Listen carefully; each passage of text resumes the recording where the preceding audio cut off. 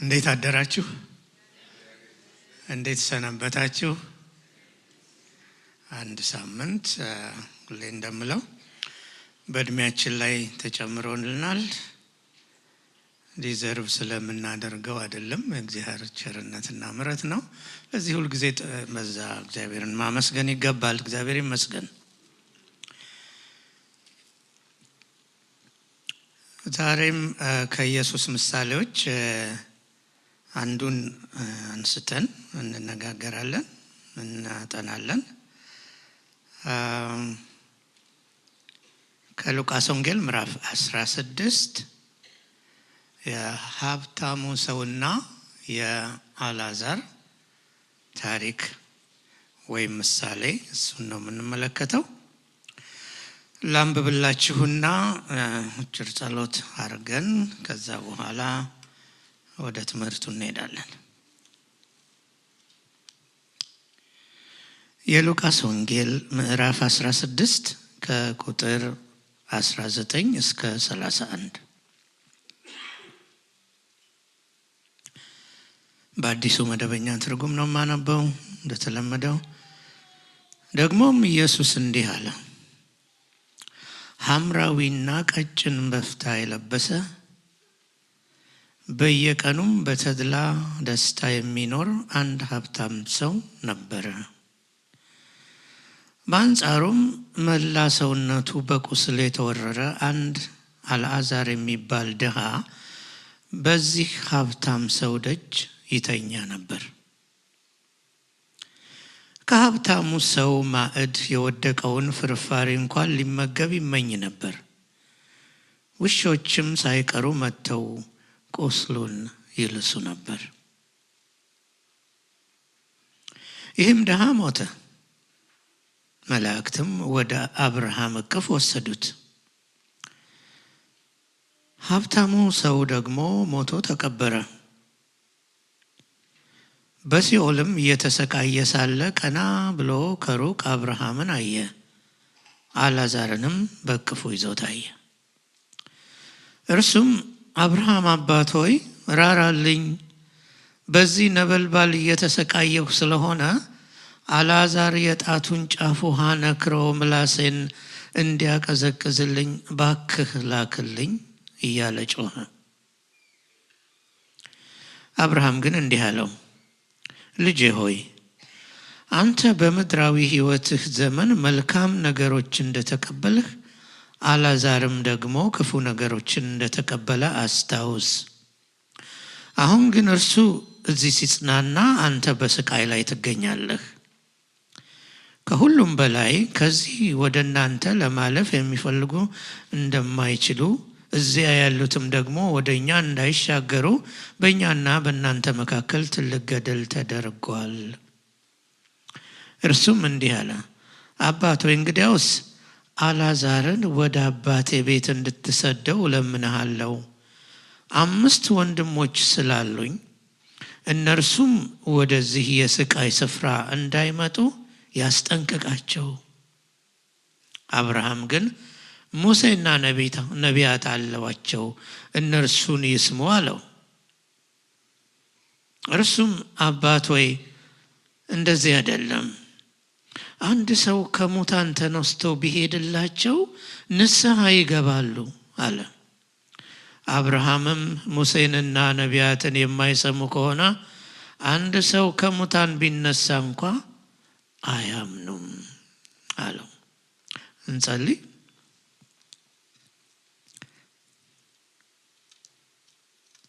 እግዚአብሔር አምላካችን ሆይ ስለዚህ ማለዳ እናመሰግንሃለን። በእድሜያችን ላይ ይህንን አንድ ሳምንት ጨምረህልን እንደገና በቤት ተገኝተን አንተን እንድናመልክ እርስ በርሳችን እንድንተያይ ስለረዳህን አሁንም ደግሞ ቅዱስ ቃልህን ልንሰማ አለንና አቤቱ ልባችንና አእምሯችንን እንድትከፍትልን እግዚአብሔር ሆይ ለሚሰማም ለሚናገርም ጸጋ የምትሰጥ አምላክ ነህና ሁላችንንም እርዳን። ክብር ምስጋና ገናንነት ሁሉ ላንተ ይሁን በልጅህ በኢየሱስ ክርስቶስ ስም አሜን።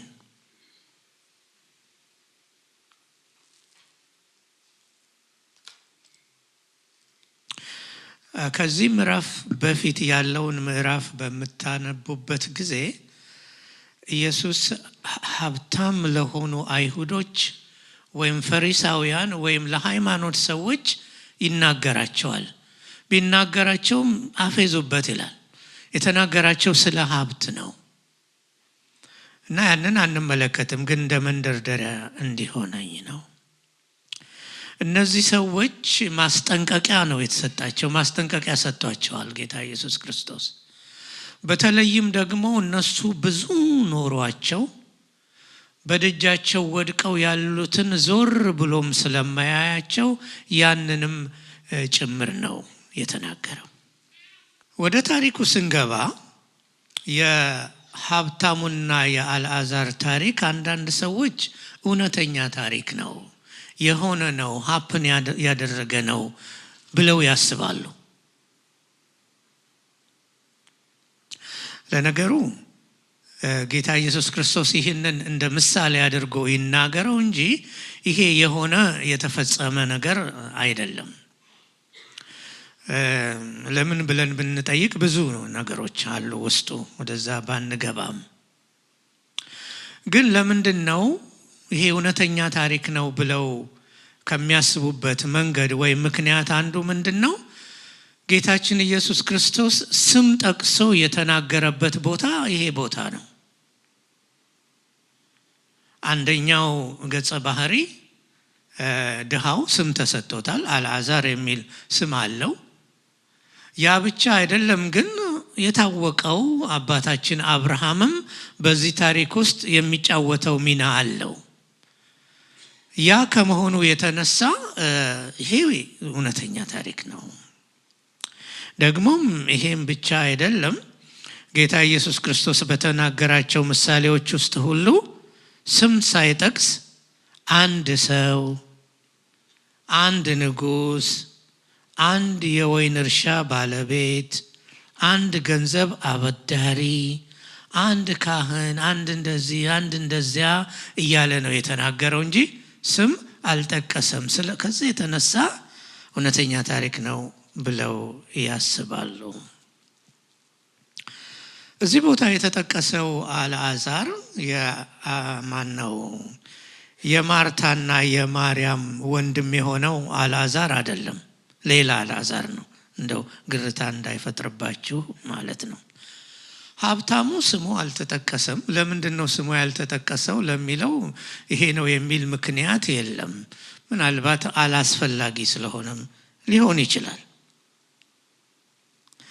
በነገራችን ላይ ደግሞ እያንዳንዱን በታሪክ ውስጥ ያለውን እያንዳንዱን ድርጊት እያንዳንዱን ቃል እንዳለ አድርገን አንተረጉምም። ጌታ ኢየሱስ ክርስቶስ የተናገረበት ምክንያት አለ። ማስጠንቀቂያ ለመስጠት ነው የተናገረው። ጌታ ኢየሱስ ክርስቶስ ስለ መንግስተ ሰማይና ስለ ገሃነም ያስተማረው ትምህርት ነው። አንድ ምሳሌ ወስጄ እንትን ብል ምንድነው? በእኛና በእናንተ መካከል ትልቅ ገደል አለ ይላል። በመንግስተ ሰማያትና በገሃነም ያሉት ሰዎች አብረው ያወራሉ እንደዚህ ነው ብለን ልናስብ አንችልም። ስለዚህ እንዳለ አንድ ማነው ቃል በቃል አንተረጉምም ማለት ነው። አንድ ዓላማ ነው ያለው ታሪኩ። ያ ዓላማ ደግሞ ለማስጠንቀቅ ነው ሰዎችን። የሁለቱን ሰዎች ምድራዊ ህይወት እንመልከት። በጣም የተለያየ ህይወት ነው ያሳለፉት። በተለያየ ህይወት ውስጥ ነው ያሉት። በጣም የተለያየ ነው። አንዱ ስሙ ያልተጠቀሰ ሰው ነው እንዳነበብ ነው። እጅግ ውድ የሆኑ ልብሶችን የሚቀያየር የሚለብስ፣ በየቀኑ በምቾት ተንቀባሮ የሚኖር በጣም ሀብታም የሆነ ሰው። ከዚህም የተነሳ ደግሞ በየደረሰበት ተጽዕኖ ሊፈጠር የሚችል፣ ታውቃላችሁ ሀብታሞች ያላቸውን ኢንፍሉዌንስ አይደለም በአገራችንም ብናይ እና ተጽዕኖ ሊፈጥር የሚችል ሰው ሁሉ የሚያየው የሚመለከተው ምኩራብ ሲሄድ ነው ሰላምታ የሚያገኝ የተከበረ ምናልባትም ደግሞ በቃ አይሁድም ነው አህዛብ አይደለም በምኩራብ ይሄዳል ሪሊጂየስ ሰው ነው ሃይማኖተኛ ነው ስለዚህ ይሄ መንግስተ ሰማያት የሚገባ ሰው ነው ተብሎ ሊታሰብ የሚችል ሰው ነው በነበረው እና ደግሞ የአይሁድ መምህራን ስለ ድሆችም ያላቸው አመለካከት በጣም አነስተኛ ነበር በተነጻጻሪ ደግሞ በዚህ ሰው ደጅ የሚተኛ ይላል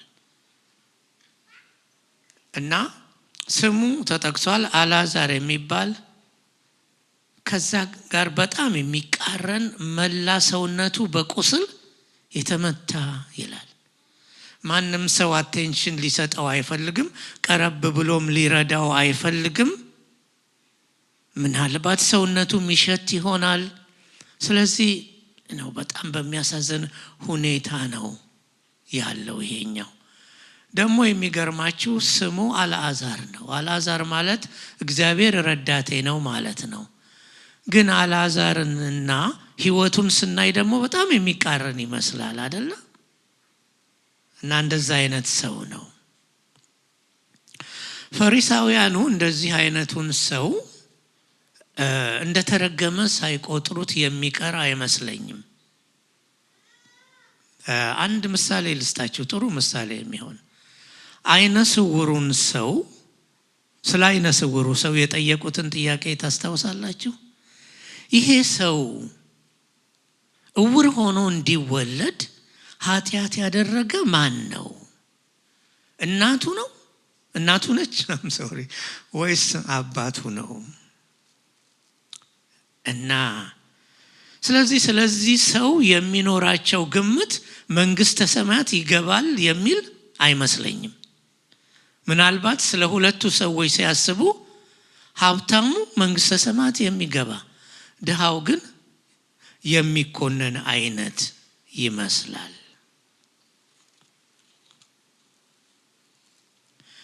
እንግዲህ በምድር የነበራቸውን ህይወት ስና ይሄንን የሚመስል የሚቃረን ህይወት ነው ያላቸው ከመጽሐፍ ቅዱስ አንድ ጥቅስ ልጥቀስላችሁ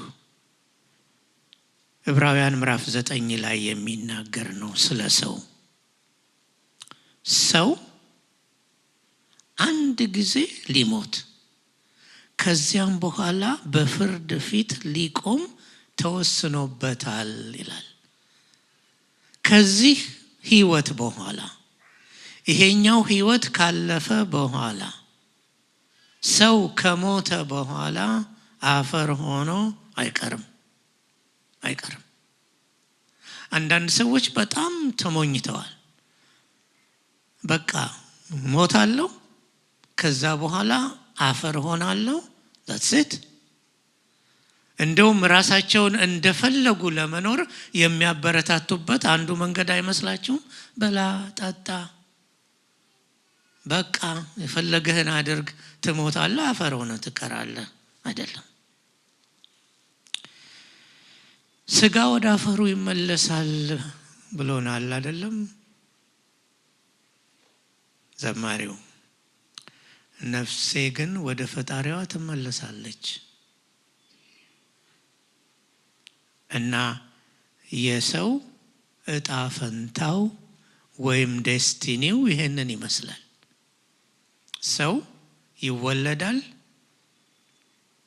ይኖራል ከዛ በኋላ ደግሞ ይሞታል ከሞተ በኋላ ግን ደግሞ ወደ ፍርድ እንደሚቀርብ ነው የሚናገረው እና ድሃው አልዓዛር ሞተ ይላል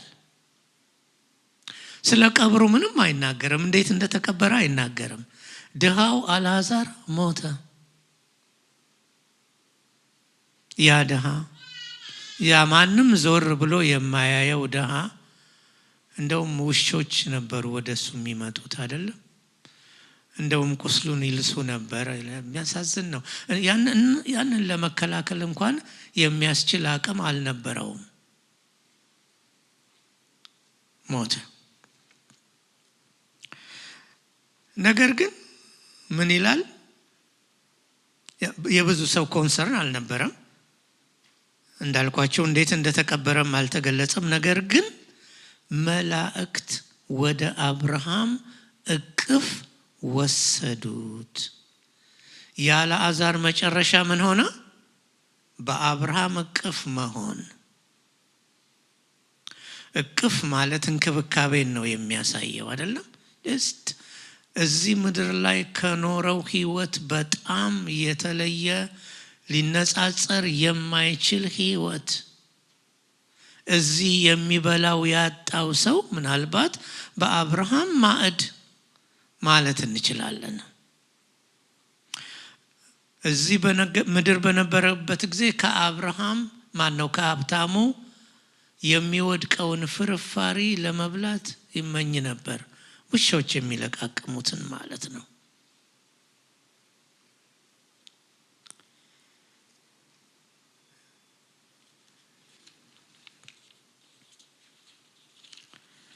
እዚህ ላይ ትንሽ ስለኛ ስለ አማኞች እጣ ፈንታ ልናገር። እኛ ከዚህ ምድር ከዚህኛው ህይወት ወደዛኛው ህይወት ስንሻገር በአብርሃም እቅፍ ነው የምንሆነው አይደለም? ወዴት ነው የምንሄደው? ወደ ጌታ ወደ ኢየሱስ ነው የምንሄደው። ወደ አዳኛችን ነው የምንሄደው። ተስፋ ወዳደረግነው ወደምንጠባበቀው ወደምናምነው ጌታ ነው የምንሄደው ማለት ነው። ሁለተኛ ቆሮንቶስ ምዕራፍ 5 ቁጥር 8 ላይ ስለዚህ ነገር ጳውሎስ ሲናገር ከስጋ ተለይተን ከጌታ ጋር መኖርን እንደምንመርጥ እርግጠኛ ሆኜ እናገራለሁ። ስለ አንድ ነገር እርግጠኛ እንድንሆን ያስፈልጋል። ጳውሎስ ያንን ነው የሚለን። ምንድነው? ከዚህ ህይወት በኋላ ከስጋ ተለይተን ከጌታ ጋር እንኖራለን። ለዚህ ደግሞ እኔ እርግጠኛ ነኝ ነው የሚለው። እርግጠኛ ነኝ ብዬ አስባለሁኝ። በክርስቶስ የዳንን ጌታን የተቀበልን በጌታ ያመንን ሁሉ ማለት ነው። መቼም እዚህ ላይ አንድ ነገር ብለን እንለፍ። ድሃው አልዓዛር ወደ መንግስተ ሰማያት የገባው በአብርሃም እቅፍ የሆነው ድሃ ስለነበረ ነው ማለት አንችልም አይደለም? እንደውም ከሰዎች አስተሳሰብ የተለየ ነው። እንደዛ ብለን ካሰብን መቼም እንግዲህ ለድነት የሚያስፈልገው ለመዳን የሚያስፈልገው ድህነት ነው ብለን እንድንደመድም ያደርገናል። ያ ደግሞ መጽሐፍ ቅዱስ ስለ ድነት ከሚያስተምረው ትምህርት በጣም የሚቃረን እንደሆነ እናያለን። ድሃ ሁሉ መንግስተ ሰማያት ይገባል ብለን እንዳናስብ ማለት ነው። እንደውም ቢሆን እንኳን በመንፈስ ድሃ የሆኑ ብፁዓን ናቸው የእግዚአብሔርን መንግስት ይወርሳሉና ነው የተባለው አይደለም? ሀብታሙም ሰው ሞተ ይላል። ሀብታሙ ሰው ሞተ ብሎ ምን ይላል? ተቀበረም ይላል። ለሀብቱ ለክብሩ የሚመጥን ቀብር እንደተደረገለት ማሰብ እንችላለን አይደለም? ምን መጣ ወደ አእምሮዬ ጠዋት? ዋይ ተለያየን እየተባለ ሙሾ እንትን እየተባለለት ደግሞ በኦሮሞኛ ድሮ የሰማሁት እንትን አለ። ሰዎች ፈረስ ላይ ሆኑና እየረጡ እቺ ደምቲ ይላሉ፣ ወይም ወዴት ትሄዳለህ ማለት ነው። በጉራጌም ዓለም ገፈረም በዋሻ ይባላል አይደለም? ዓለምን ትተህ እንዴት አይነት ነገር ነው? ምን ለማለት ነው? ይሄ ሰው በጣም በቃ የተከበረ በስጋውም የከበረ ኑሮ እንደገና ደግሞ ሞቱም ደግሞ የከበረ ነበረ ማለት እንችላለን።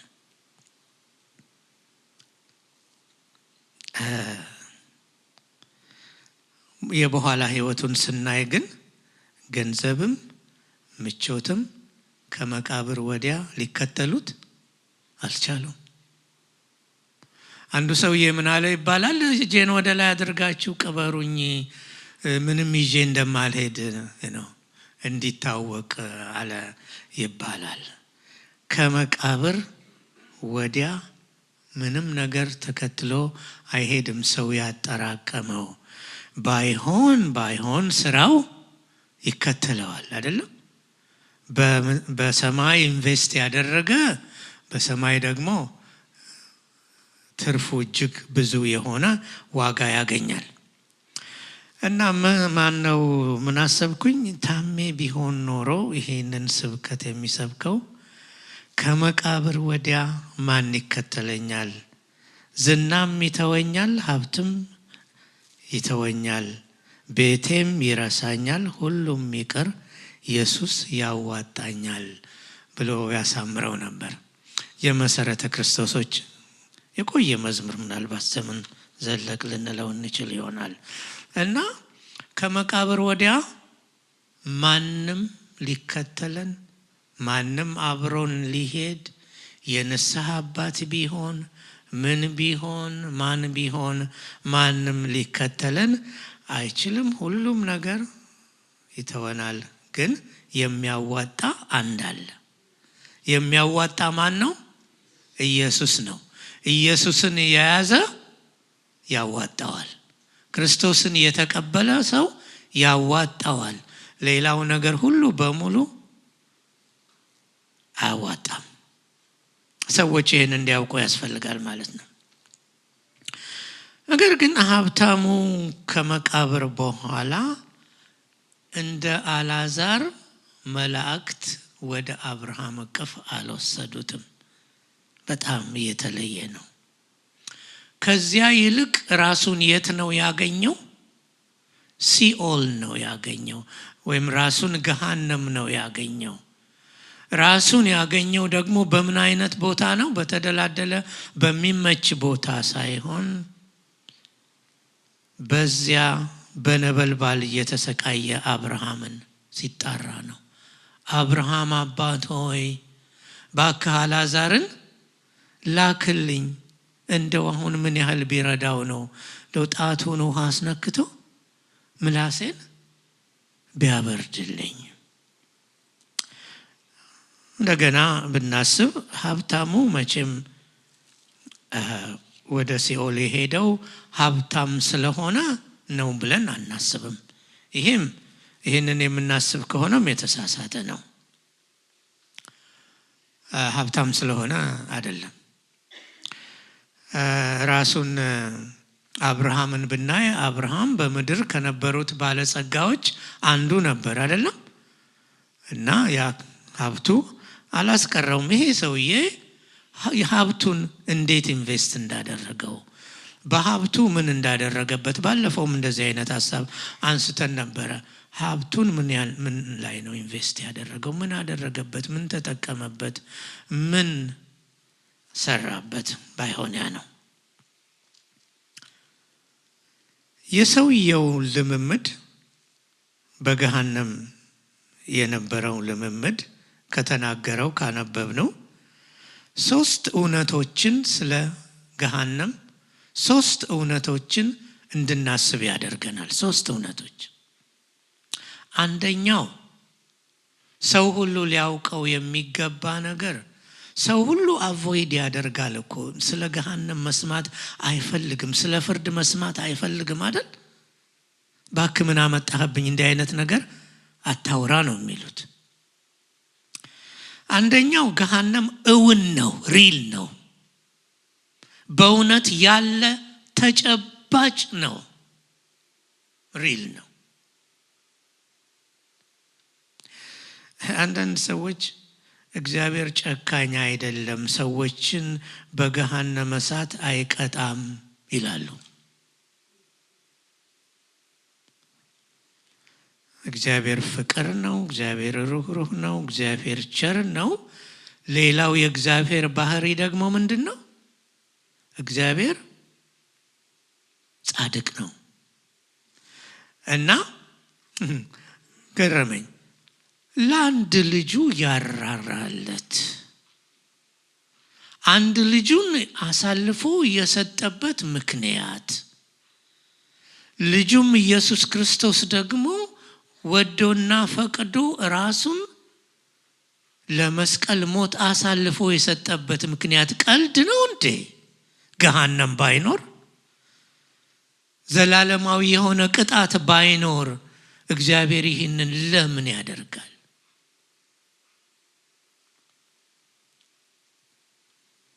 ሰውየው በስቃይ ውስጥ ነበር አይደለም? ስቃዩ ይሰማው ነበር።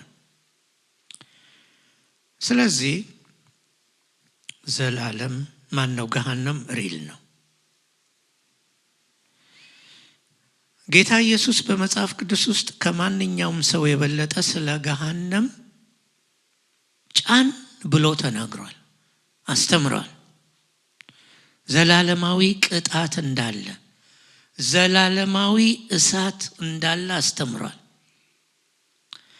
በማርቆስ ወንጌል ውስጥ ምዕራፍ 9 ከቁጥር 43 እስከ 48 ባለው ክፍል 3 ጊዜ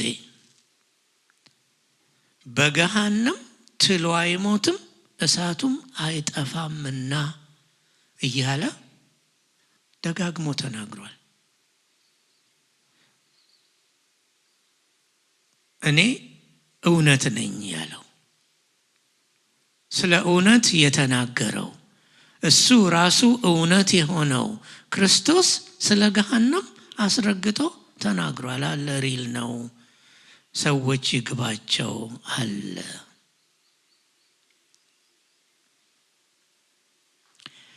ሌላው ምንድነው? ሁለተኛው ገሃነም ሪል መሆኑ ብቻ ሳይሆን አስፈሪ፣ አስደንጋጭ፣ አሰቃቂ ነው። ሰውየው ገሃነም ውስጥ ሆኖ ይሰማ ነበር። አንኮንሽስ አልነበረም። ስቃዩ ስለተሰማው ነው እየተሰቃየ ነበር። በዚህ ነበልባል እየተሰቃየው ስለሆነ ላክልኝ ነው የሚለው።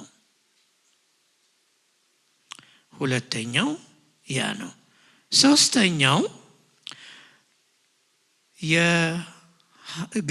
ገሃነም የመጨረሻ ነው። የሀብታሙ ዕጣ ፈንታ ከእንግዲህ በኋላ ሊለወጥ አይችልም።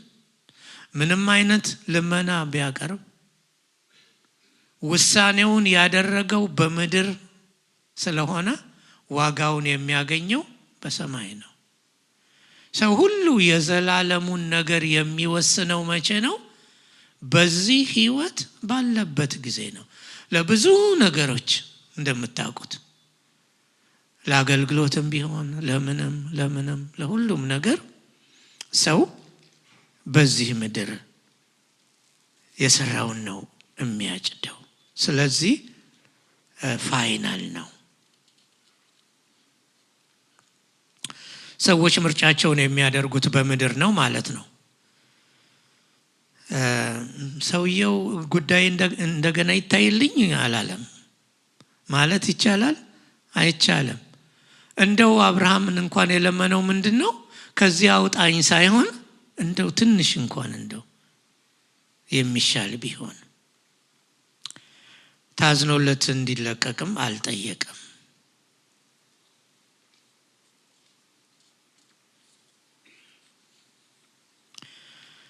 ያ ምንም ነገር እንደማይሆን ቅድም እንዳነበብነው ነው። አብርሃም ለዛ መልስ ይመልስለታል።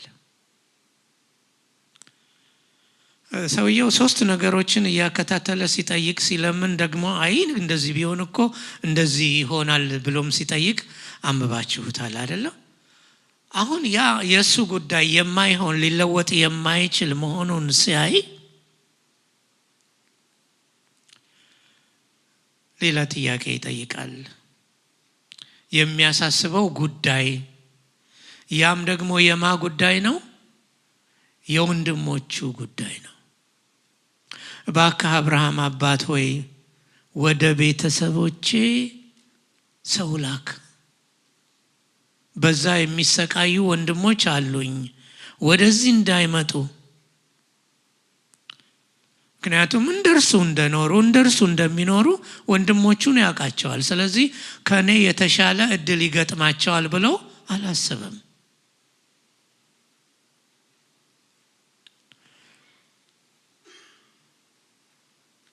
እና የአብርሃም መልስ እንዳነበብነው የማያወላውል አይነት መልስ ነው።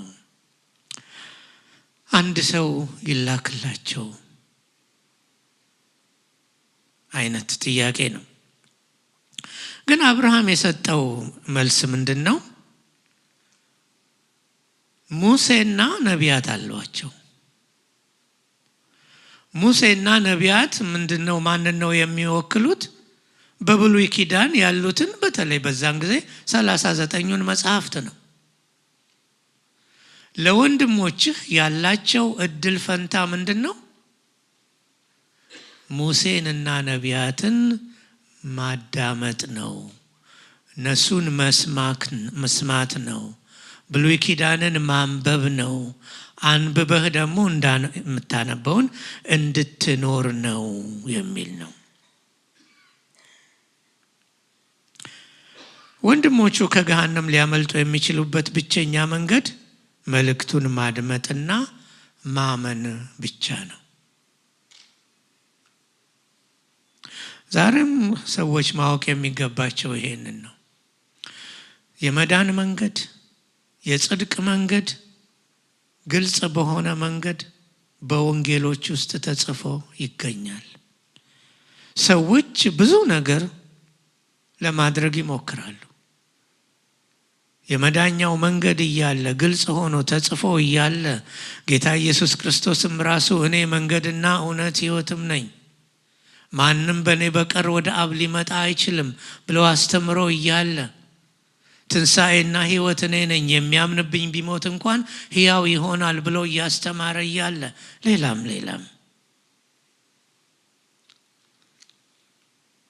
በማመንና በማመን ብቻ ነው። ፈሪሳውያን ሁሌ ምልክት ይጠይቁ ነበር። ታስታውሳላችሁ? በተለይም በማቴዎስ ወንጌል ምዕራፍ 12 ቁጥር 38 ላይ ጌታ ኢየሱስ ክርስቶስ ተአምር አደረገ፣ ፈወሰ፣ ሰዎችን ከአጋንንት ነፃ አወጣ። ወዲያው እነዚህ ፈሪሳውያን መምህር ሆይ ካንተ ታምራዊ ምልክት ማየት እንፈልጋለን ብለው ነው የጠየቁት። ግን እናየዋለን፣ እንደርስበታለን።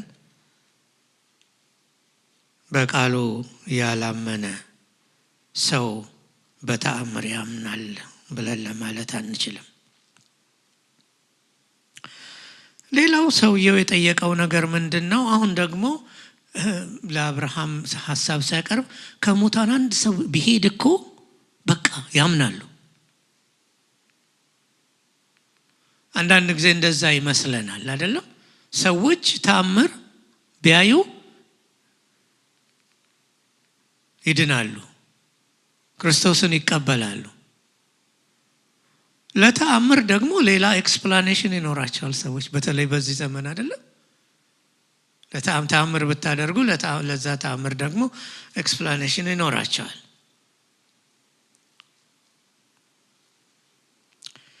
ከሙታን አንዱ ቢነሳ መምህር ሆይ ካንተ ታምራዊ ምልክት ማየት እንፈልጋለን። ብዙም አልቆየም፣ ኢየሱስ አንድ ተአምር አደረገ። በማ ላይ? በአልዓዛር ላይ፣ በእውነተኛው አልዓዛር ላይ ማለት ነው። በማርታና በማርያም ወንድም ላይ ተአምር አደረገ።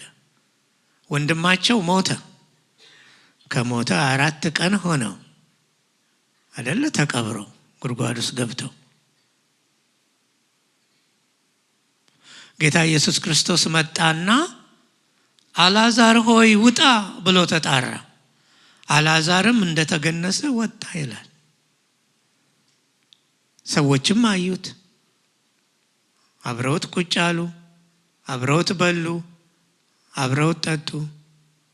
ግን አመኑ?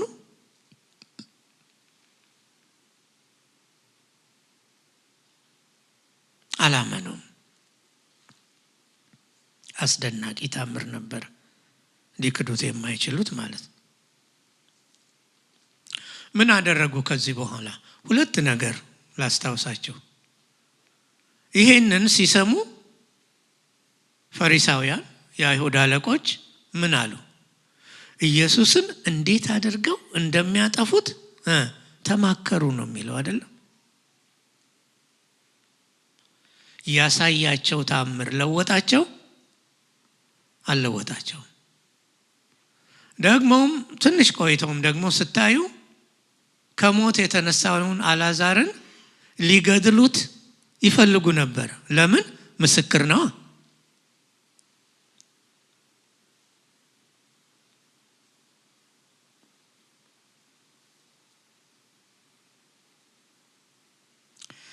መልእክቱን ከመስማት ይልቅ ያደረገውን ታምር አይተው ከእግዚአብሔር የተላከ ቢያንስ ነብይ ነው ብለው ከመቀበል ይልቅ ነው ሊያጠፉት ሲያስቡ ነው የምንመለከተው ማለት ነው።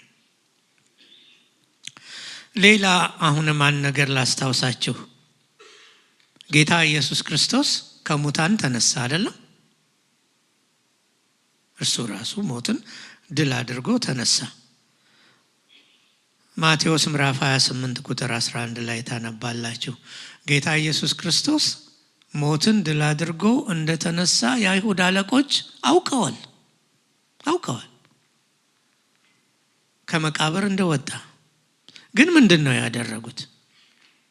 ለዘበኞቹ ምን አሏቸው? ይጠብቁት ለነበሩት መቃብሩን ፈነቃቅለው ከተነሳ በኋላ ገንዘብ ሰጧቸውና ተኝተን ሳለን ደቀ መዛሙርቱ በሌሊት መጥተው ሰረቁት በሉ። ከዚህ የባሰ ነገር ቢገጥማችሁ እኛ አለን። አይገርማችሁም? ሰው ልቡን አንድ ጊዜ ካጣመመ ሁለተኛ ለመመለስ በጣም አስቸጋሪ ነው።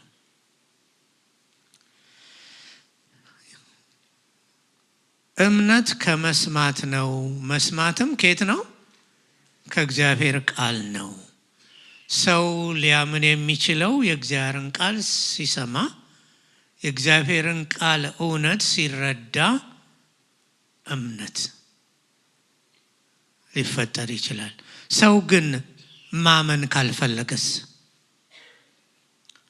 ዛሬ ወንጌል ይሰበካል በዓለም ዙሪያ። ግን የምንሰብከውን ወንጌል ሁሉ ሰው ይቀበላል? የተቀበሉ ብቻ ናቸው የሚያምኑት የሚድኑት። እና ምን ለማለት ነው? የቃሉን እውነት ሰምቶና ተረድቶ ለማመን እምቢ የሚል ሰው ምንም አይነት ተአምር ሊያሳምነው አይችልም። ይሄው ነው።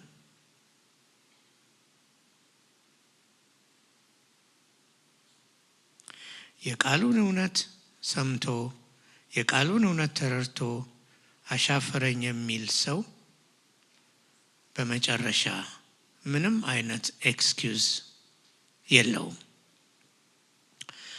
ዮሐንስ ወንጌል ምዕራፍ 12 ከቁጥር 46 እስከ 48 ያለውን ክፍል ላነብላችሁ። ይሄንን የተናገረው ጌታ ኢየሱስ ክርስቶስ ነው።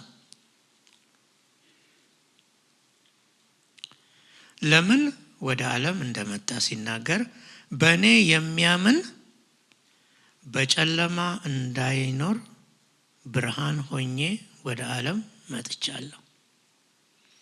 ዓለም በጨለማ የተሞላ ነው። ዓለም ጨለማ ነው።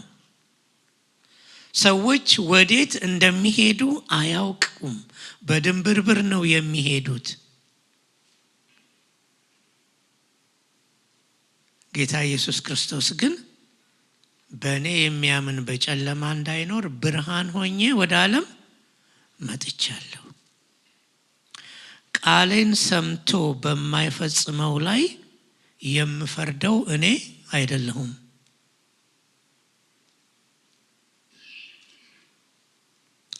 በማይቀበለኝና ቃሌን በሚያቃልል ላይ የሚፈርድበት አለ።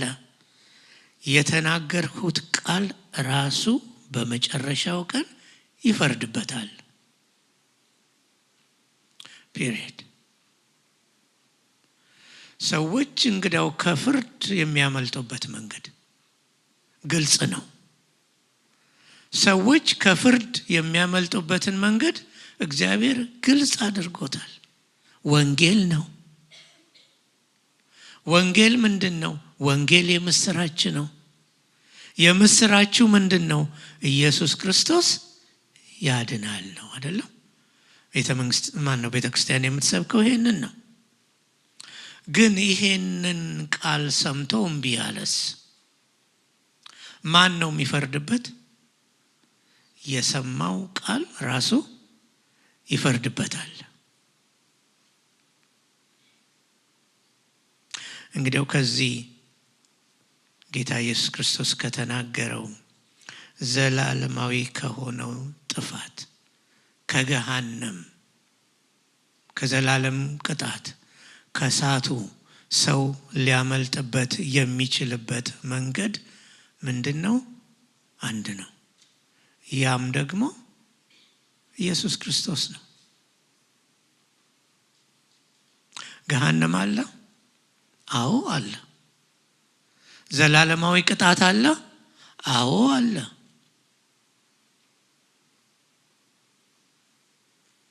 ግን ሰው ከዚህ ከዘላለማዊ ቅጣት በምን ሊያመልጥ ይችላል?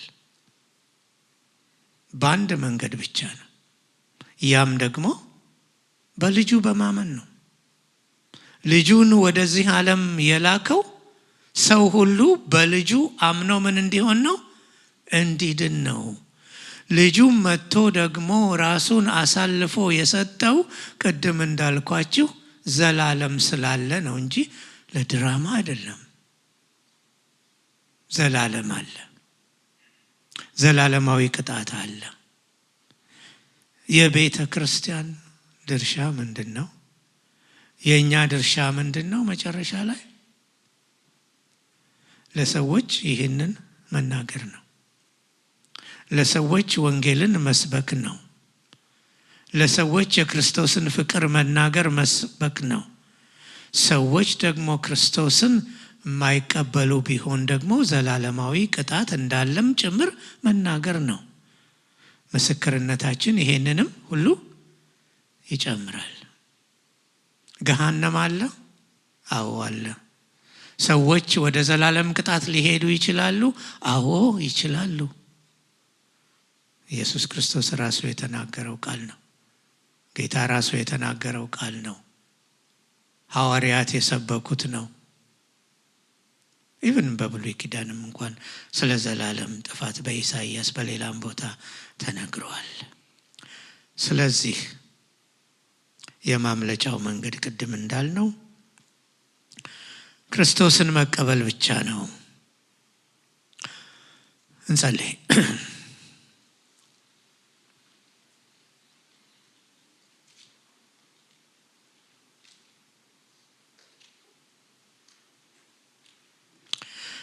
እግዚአብሔር አምላካችን ሆይ ስምህ የተባረከ ይሁን። ቃል እውነት ነው። አንተ አስረግጠህ የተናገርከውን ነገር ነው ዛሬ ያነበብነው የተነጋገርንበት።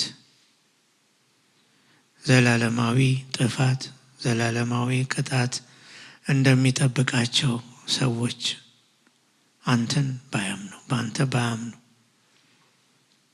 ቃልህን ቢንቁ፣ ቃልህን ቸል ቢሉ ጥፋት እንዳለባቸው ነው። ስለዚህ እንጸልያለን። እግዚአብሔር ሆይ የሰዎች የልቦና አይኖቻቸው እንዲከፈቱ፣ እግዚአብሔር ሆይ የሰሙት ቃል ለፍርድ እንዳይሆንባቸው፣ ቤተ ክርስቲያን የምትሰብከው እውነት ለፍርድ እንዳይሆንባቸው፣ ለመዳን እንዲሆንላቸው እንጸልያለን። ጌታ ሆይ አንተ ተናግረሃል። እሳቱ አይጠፋም፣ ትሉ አንቀላፋም ብለህ እባክህን ጌታ ሆይ አሁንም ደግመን እንጸልያለን።